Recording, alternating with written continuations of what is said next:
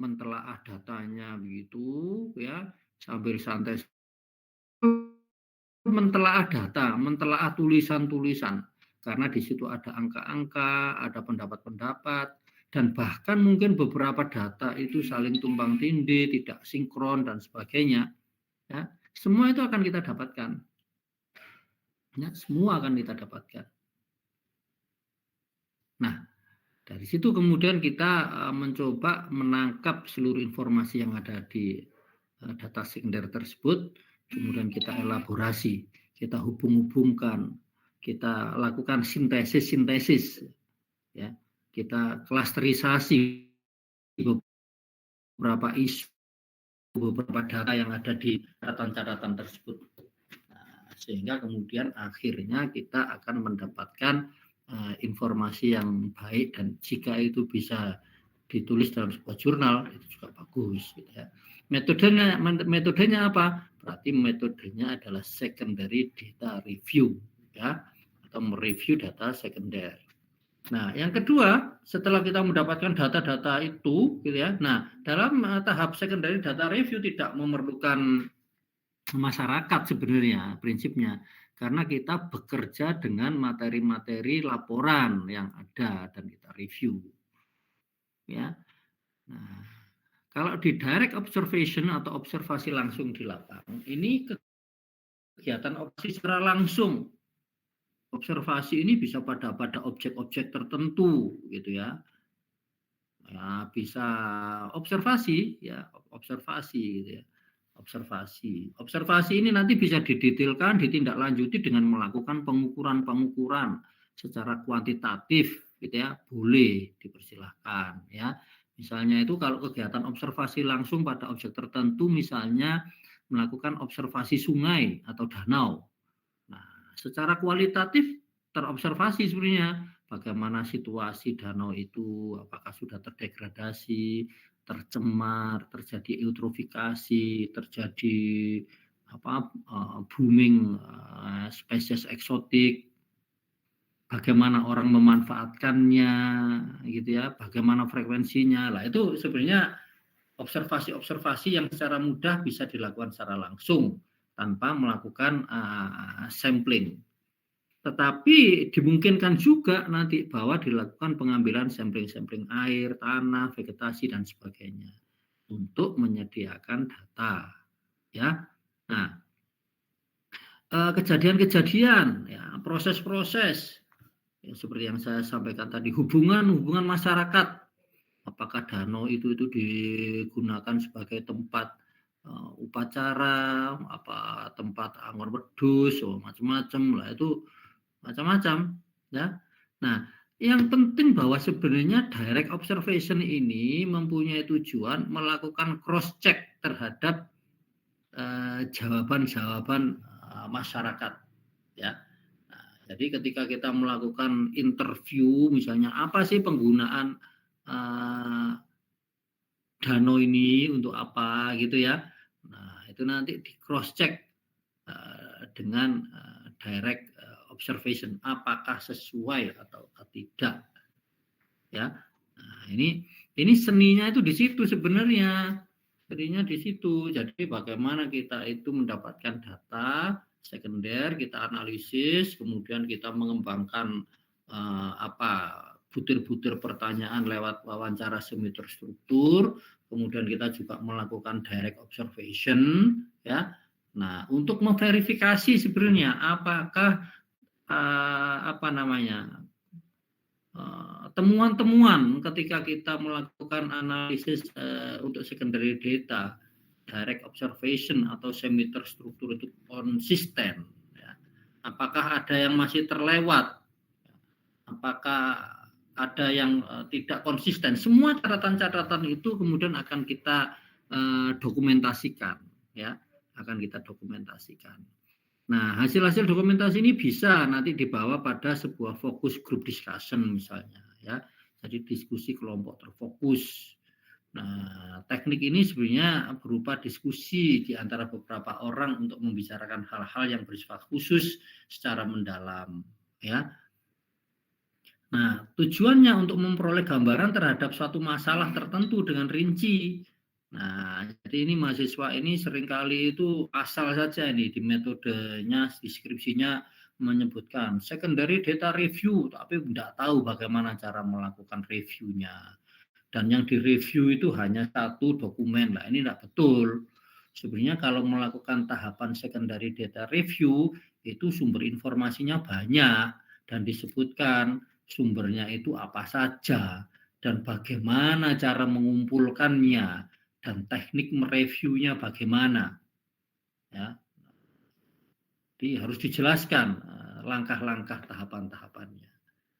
Demikian juga direct observation-nya harus dijelaskan bagaimana cara observasinya secara langsung, ya. Nah, semi terstruktur juga demikian.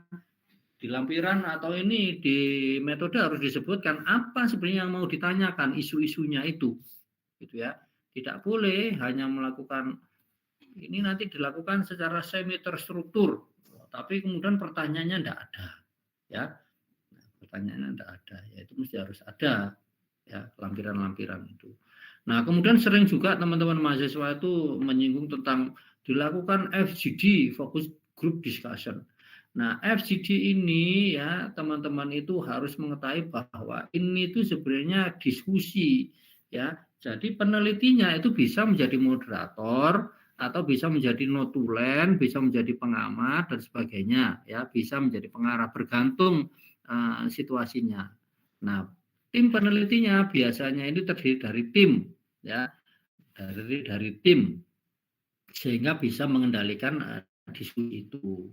Tetapi kalau terbatas, ya bisa jadi satu tim tetap satu orang, tetapi penelitinya yang satu orang ini akan peran sentral dalam mengelola diskusi ini, ya, mengelola diskusi ini.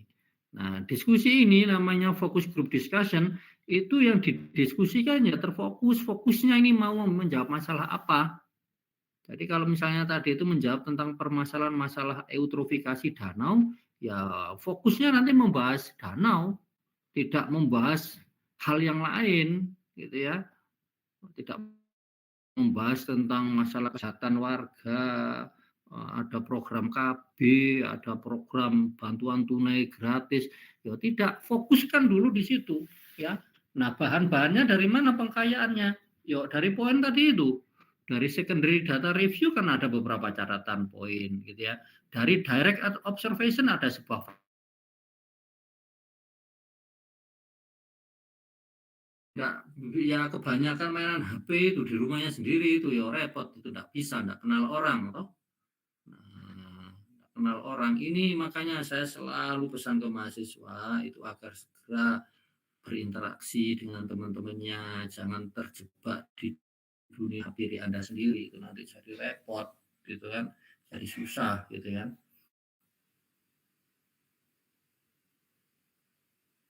Nah, jadi ini keterampilan itu dimulai dari praktek-praktek seperti ini. Anda nanti akan bisa menjadi pejabat, menjadi bos, menjadi banyak hal. Tapi orang-orang itu harus diingat, itu adalah orang-orang yang terlahir lewat sebuah proses yang ketat, keras, penuh latihan.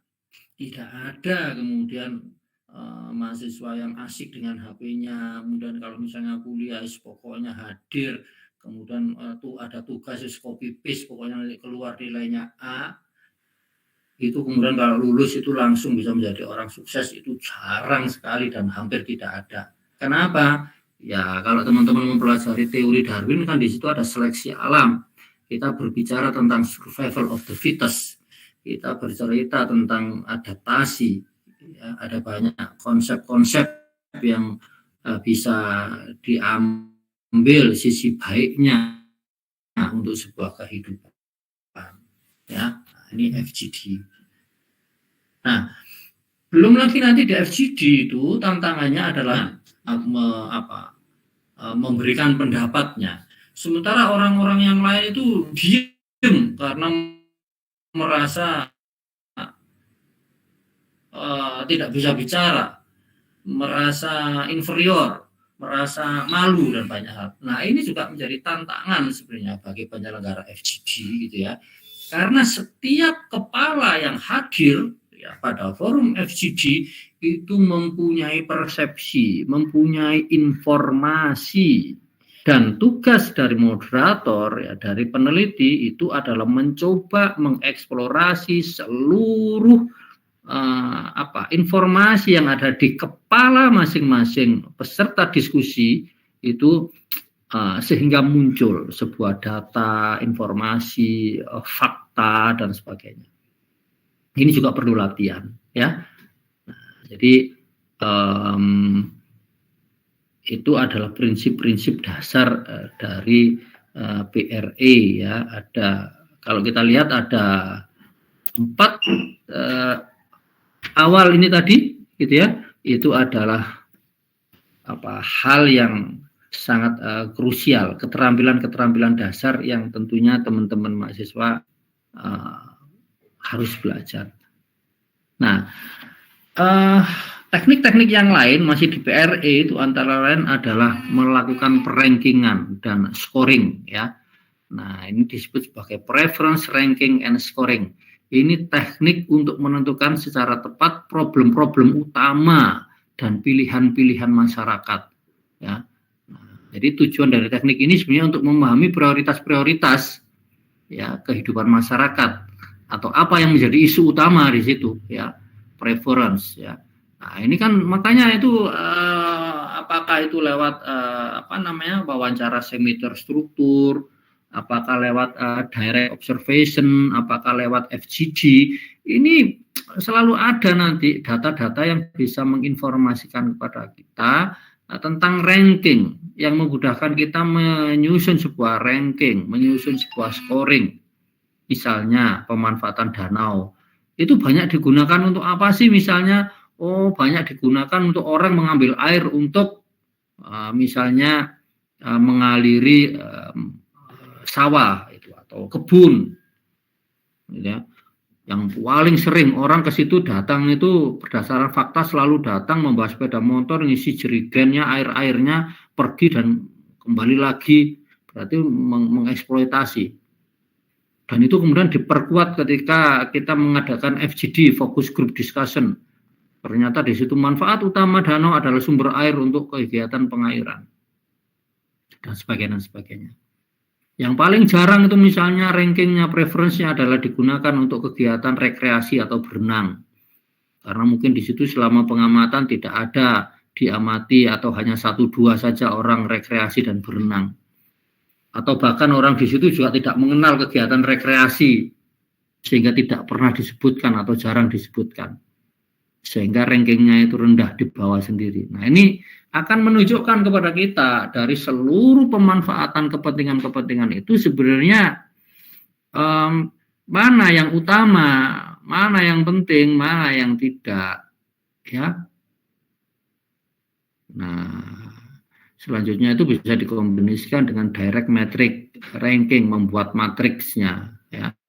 Nah, matrik ini tujuannya, ya, bentuknya itu adalah ranking yang mengidentifikasi daftar kriteria-kriteria objek tertentu. Nah, tujuannya ini sebenarnya memahami alasan terpilih mengapa sih sebenarnya mereka, contohnya ya, lebih suka menanam pohon rambutan dibandingkan pohon yang lain, ya. Nah, ini mengapa mereka lebih suka menggunakan air danau dari air yang lain, gitu ya. Nah, jadi ada sebuah matriks, ya, sebuah metrik yang kemudian nanti menginformasikan kepada kita, ya, tentang preferensi, ya. Banyak hal, ya, nanti bisa dikembangkan. Ada misalnya teknik-teknik peringkat kesejahteraan, itu juga kita bisa mendapatkan gambaran-gambaran dari demografi desa, gitu ya. Dan kemudian juga ada teknik-teknik pemetaan sosial. Nah, kita juga mempunyai metode di PRA itu kita melakukan transek atau penelusuran. Kalau di analisis vegetasi itu transek ini satu garis imajiner sampling, ya, yang kemudian di dalam garis itu kita akan melakukan observasi, ya. Nah, Di PRE, Transek ini adalah teknik penggalian informasi, ya. Dan Transek ini menjadi media pemahaman suatu daerah melalui apa? Penelusuran dengan berjalan mengikuti garis yang membujur dari satu sudut ke sudut lain di wilayah tertentu. Contohnya, ya, mahasiswa atau penelitinya itu sudah punya peta, ya, tentang daerah tersebut. Kemudian dia menggambarkan garis, oh aku mau melewati dari ujung jalan ini ke ujung jalan ini. Kemudian garis transek yang lain dari titik ini ke titik ini, transek yang lain demikian. Nah, kemudian dia melakukan penelusuran, ya, melakukan pencatatan-pencatatan. Sepanjang transek ini sebenarnya apa saja sih pola pemanfaatan lahannya, apa saja sih vegetasinya, sepanjang transek ini apa sih, di mana sih area-area publiknya, dan banyak hal, ya, sehingga kita mendalami kira-kira konteks spasial dari daerah tersebut, bagaimana orang-orang itu berinteraksi dengan lingkungannya, lahan-lahan tersebut dimanfaatkan untuk kegiatan apa, gitu ya. Nah, ini di Transek. Nah, selanjutnya kita juga bisa mengembangkan kalender musim, ya. Dalam 1 tahun itu kita bisa melakukan observasi, kita bisa melakukan wawancara. Nah, ini di desa tersebut atau di kawasan hutan sekitar desa ini sepanjang tahun ini kalender musimnya, kalau Januari musim apa, sedang apa, ada apa, gitu ya.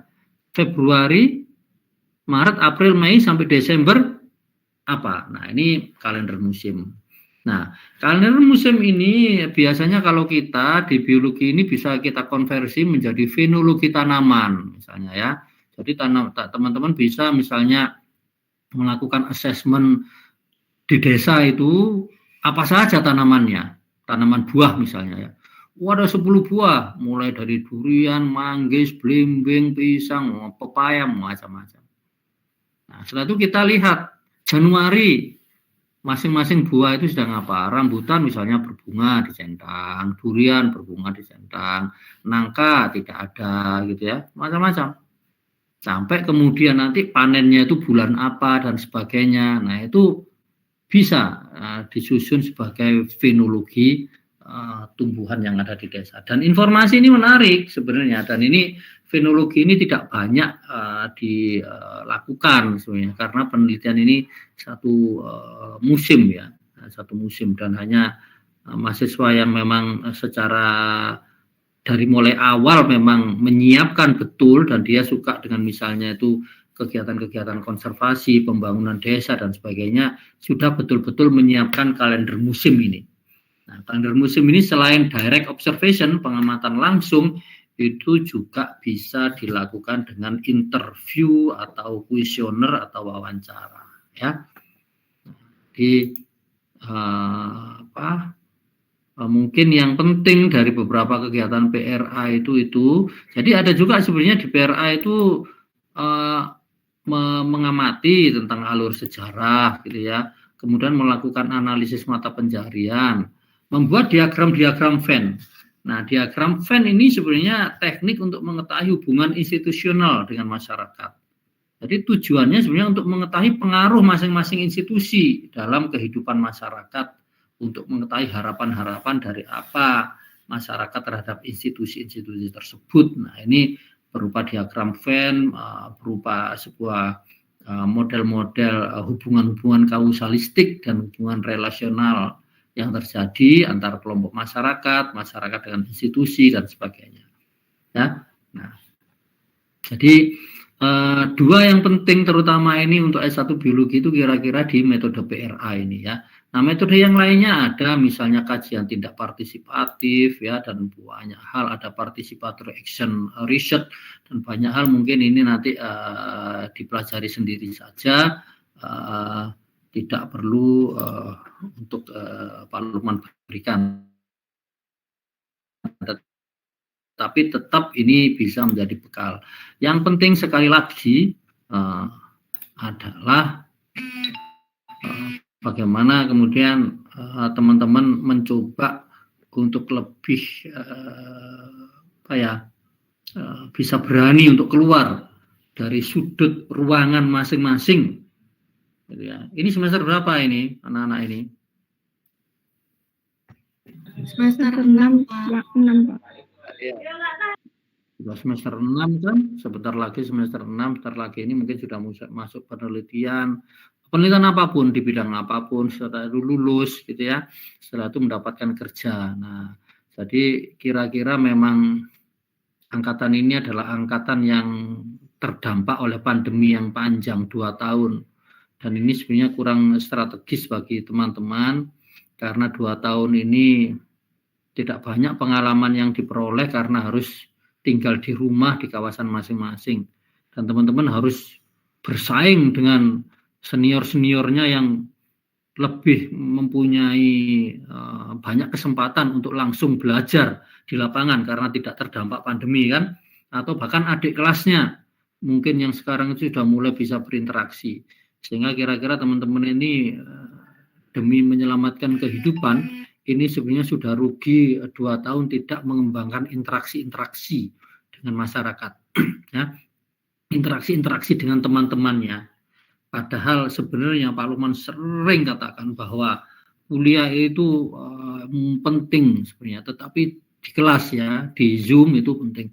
Tapi jauh lebih penting lagi manakala teman-teman itu keluar mencoba berinteraksi dengan teman-temannya, dengan masyarakat, mencoba berinteraksi dan memahami sebuah situasi, karena mengasah ketajamannya nanti ada di situ, ya, mengasah ketajamannya itu ada di situ.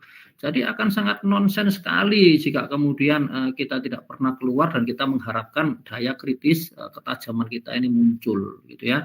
Nah, sekali lagi bahwa biologi di masa mendatang, sarjana biologi di masa mendatang ini perannya itu dituntut sangat besar sekali, karena ke depan ini masyarakat global ini akan bercerita tentang sumber daya hayati, bagaimana kita mengelola sumber daya hayati ya agar sumber daya hayati itu bermanfaat, sumber daya hayati itu bukan menjadi sumber malapetaka ya. Nah, itu perlu teknik-teknik, perlu pemikiran-pemikiran, mulai dari pemikiran level teknologi sel molekuler sampai kemudian bekerja di masyarakat. Nah, kurikulum yang dipelajari oleh teman-teman kebanyakan itu memang kurikulum biological ya, memahami sisi-sisi kehidupan, sehingga itu sering dianggap sebagai basic science ya, MIPA. Tetapi Pak Lukman sangat berharap bahwa ada satu langkah lebih maju, teman-teman mahasiswa biologi ini mempunyai sebuah wawasan sosial yang baik, mempunyai empati yang baik untuk turut serta mengentaskan kemiskinan, menjadikan lingkungan sekitar lebih baik, melestarikan sumber daya air, memberi kontribusi bagi mitigasi pemanasan global. Kalau kita lihat kontribusinya banyak. Teman-teman hanya akan bisa masuk ke ranah itu jika teman-teman aktif ya untuk berinteraksi, untuk mengasah terus keterampilannya. Dan memang ekologi sosial itu ranahnya di situ, gitu ya. Banyak mencoba memberikan sebuah fakta-fakta sosial di mana mahasiswa biologi bisa masuk, bisa memberikan kontribusi. Dosen-dosen juga memperkenalkan teori-teori sosial, pemberdayaan masyarakat, bekerja dengan masyarakat yang bisa jadi itu tidak dilakukan atau diberikan di ilmu-ilmu biologi lainnya, gitu ya, dan mencoba menanamkan empati agar kemudian mahasiswa biologi lebih mempunyai sebuah kepedulian untuk kehidupan yang berkelanjutan di masa mendatang. Ya, apakah ada yang ditanyakan? Ya. Nah, jadi teman-teman, Pak Lukman ini pesan sekali lagi tidak bosan-bosannya, empati itu penting ya, empati itu penting, menghargai orang itu juga penting. Kalau memang kita tidak ada kendala untuk kuliah daring dan on cam, maka silahkan untuk on cam, sebenarnya itu bagian dari empati. Tetapi kalau memang kemudian saluran jaringan internetnya tidak memungkinkan dan sebagainya, yaitu terpaksanya mungkin itu off cam ya. Nah, sekali lagi Pak Lukman tidak memaksa, karena memaksa itu tidak baik. Yang penting itu adalah membangun kesadaran, membangun empati. Pak Lukman tidak bosan-bosannya mengulang-ulang ini terus, karena ini adalah bagian dari menyadarkan mahasiswa ya. Jadi ingat, tidak ada orang nanti yang sukses itu tanpa mempunyai empati terhadap orang lain ya. Nah, jadi boleh percaya boleh tidak, tetapi Pak Lukman sudah melakukan kewajiban untuk melakukan pendidikan kepada mahasiswa sekalian meskipun itu kecil ya. Ada yang tidak ditanyakan teman-teman? Nah, kalau enggak nanti tugasnya ya. Iya, saya Wanda Harisma. Saya izin bertanya. Kan tadi yang Bapak jelaskan itu ada metodenya itu banyak ya Pak. Nah, saya itu masih kurang bisa menangkap apa perbedaan dari setiap metode itu kan. Pada dasarnya semua metode itu kan nanti kita harus terjun langsung ke lapangan dan bisa membaur dengan mereka, begitu kan. Tapi kenapa kok banyak sekali metodenya begitu Pak? Apa yang menjadi dasar dari perbedaan tiap metode tersebut? Terima kasih. Ya, yang menjadi tujuan, yang menjadi perbedaannya itu adalah pada tujuannya ya. Tujuannya itu mau bekerja di mana gitu ya. Nah, sehingga membedakan. Satu itu tujuannya ya. Dan yang kedua itu sebenarnya adalah kesiapan penelitinya ya. Sampai sejauh mana kesiapan penelitinya ya. Kesiapan itu termasuk waktu yang tersedia, dananya yang tersedia, karena penelitian di lapangan itu yang besar kan di dana di lapangannya, karena tidak beli bahan-bahan kimia kan ya. Nah, jadi itu yang penting, fokus tujuannya itu apa. Nah, itu akan berbeda ya, akan berbeda fokus tujuannya, tujuan dari kegiatan riset yang dilakukan ya. Dan yang kedua itu tentunya adalah kesiapan tim penelitinya, sampai di mana kesiapannya, termasuk dana, waktu yang tersedia, tim dan sebagainya. Nah, kapan kita memilih dari serangkaian metode itu ya situasional, bergantung itu tadi. Tetapi bagi mahasiswa biologi ya, yang paling dekat, paling urgent itu kita lakukan itu ya adalah di bidang biologi konservasi ya, di bidang biologi konservasi ya, karena ini sebenarnya kan core-nya ada di biologi konservasi. Nah, di biologi konservasi itu biasanya yang umum itu isu-isunya itu adalah apa? Perambahan hutan ya, pencemaran lingkungan, perburuan liar, kan hal-hal seperti itu toh. Nah, itu biasanya dilakukan oleh masyarakat di perdesaan di sekitar kawasan hutan atau kawasan pusat-pusat keanekaragaman hayati, ya kan? Nah, karena itu maka metode-metode yang paling umum digunakan itu adalah RRA dan PRA, ya. Rapid Rural Appraisal dan Participatory Rural Appraisal. Bagaimana metode yang lain? Bisa jadi metode yang lain itu kurang tepat untuk isu-isu terkait yang konservasi. Tetapi tepat bagi isu yang lain, misalnya apa? Pembangunan pertanian, misalnya ya, pemberantasan kemiskinan, ataukah penurunan angka stunting. Nah, itu bisa jadi RRA tidak tepat ya untuk itu, tetapi mungkin metode yang lain tepat. Nah, kenapa Pak Lukman itu hanya mengulang dan mempertajam di RRA dan PRA? Karena pada level saat ini ya, untuk mahasiswa S1 dan isu-isu yang kira-kira dibahas yaitu kira-kira RRA dan PRA itu yang paling sementara ini dekat, ya. Nah, perbedaan mendasarnya itu tadi, kalau RRA itu namanya sudah rapid cepat kan, rapid rural appraisal, ya. Jadi seringkali partisipasinya tidak dibutuhkan amat, ya. Teman-teman pergi ke desa, kemudian melakukan komunikasi, ya interaksi dengan masyarakat, melakukan pengambilan data dan sebagainya, itu RRA.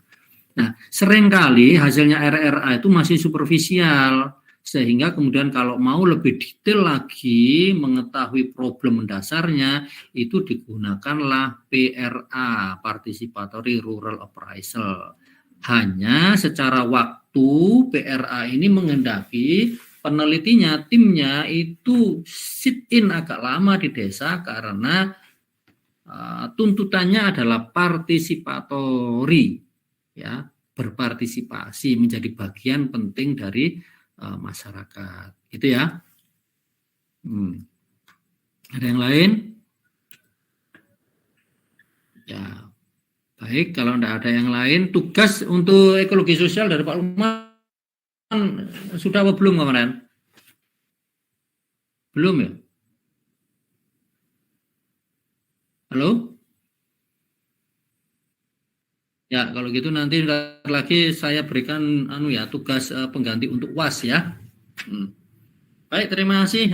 Demikian teman-teman, semoga kita selalu sehat dan mudah-mudahan kita akan segera ketemu di kampus ya. Dan situasinya semakin menjadi baik dan kita berdoa agar selalu menjadi baik dan jangan lupa juga menjaga kesehatan dengan berbagai hal ya. Saya akhiri, Assalamualaikum warahmatullahi wabarakatuh. Selamat pagi semuanya. Terima kasih. Waalaikumsalam warahmatullahi wabarakatuh.